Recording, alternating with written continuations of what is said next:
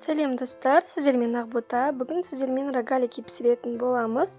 Песочный тестадан жасаймыз. Жасалу оңай және өте дәмді болып шығады.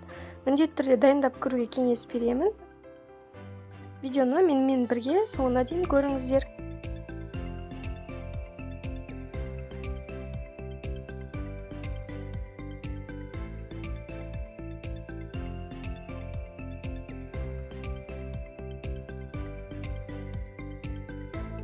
Ең алдымен біз классикалық песочный тесто жасап аламыз.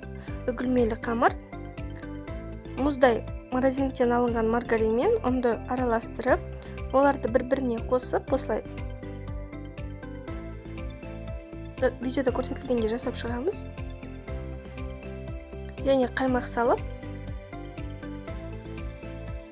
шар қылып қамыр илеп аламыз.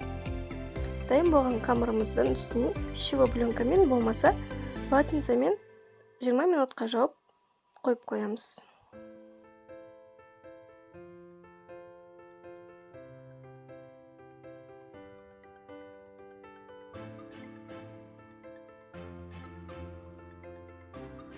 Енді біз начинкасын дайындаймыз. Арахисті блендерден өткізіп алдым. Болмаса пышақпен майдалап алсаңыздар да болады.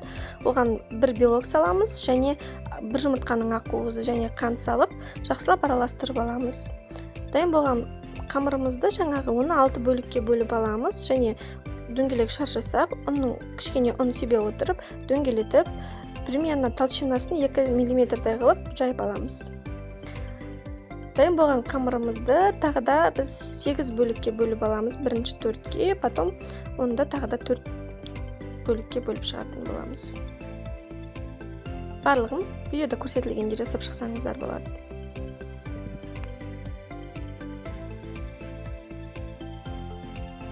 Одан соң дайын болған қамырымызға начинкамызды саламыз.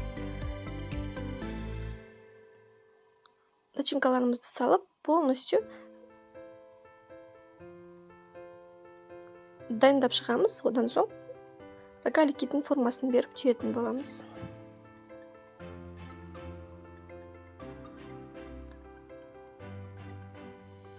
Формасын жасау өте оңай. Ұшынан бастап қайырып,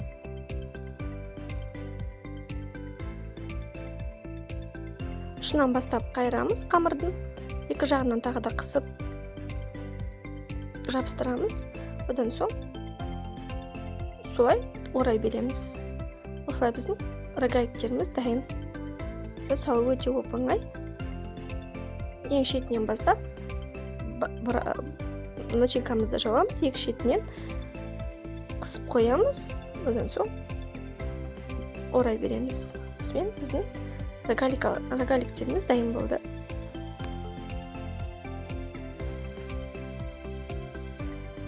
Духовкаларыңызды қосып қоюды ұмытпаңыздар.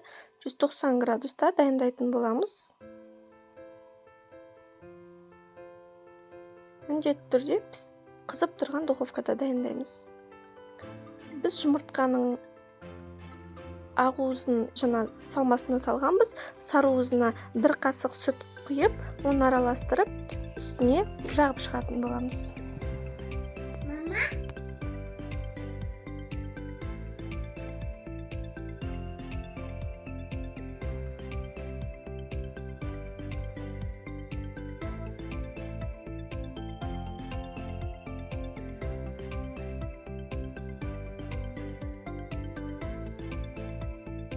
Біздің рогаликтеріміз дайын болды. Енді одан соң оны астужат етеміз, суытамыз. Суыған соң қалауларыңызша қант ұнтағын сеуіп шықсаңыздар болады. Міндетті түрде жасап көріңіздер. Сіздерге және отбасыларыңызға, балаларыңызға ұнайтынына өте сенімдімін. Қамыры қатпарлы, начинкасы сондай әдемі, кішкене такой влажный болып, әдемі болып тұрады. Міндетті түрде жасап көруге кеңес беремін. Сіздерге видео ұнаса, каналға тіркеліп, лайк басуды ұмытпаңыздар.